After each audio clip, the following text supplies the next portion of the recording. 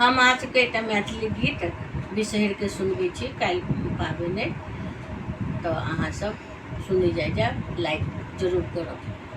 अंगना में थाल खींचा दुआरे भैंसुर राम कोने बाटे अति बिसहरी बाजतनपुर।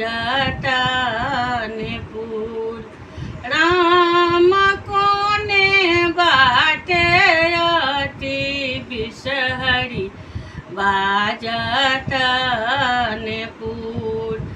निपदे बथाल खींचा जटा भैंसुर राम ओही बाटे अति बिसहरी बाजतनपुर।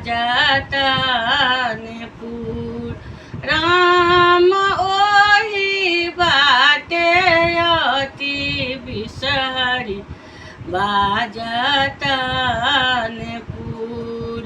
तेल दे रे तेलिया भैया दीप दे कुम्हार। राम बाती दे रे पटवा भैया ले सब प्रहनाद। राम बाती दे रे पटवा भैया ले सब प्रहनाद। अंगना में थाल खींचा दुआरे भैंसुर राम कोने बाटे अति बिसहरी बाजतनपुर। कथी मदे गुआ बा कथी मदे पान। राम कथी मदे पाँचो बहिनी जगत जहान।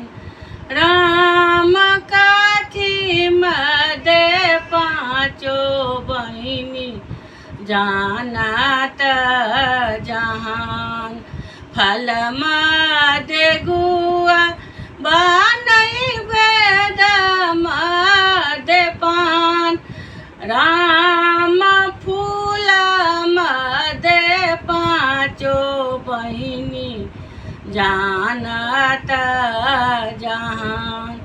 राम फूल मदे पाँचो बहिनी जानत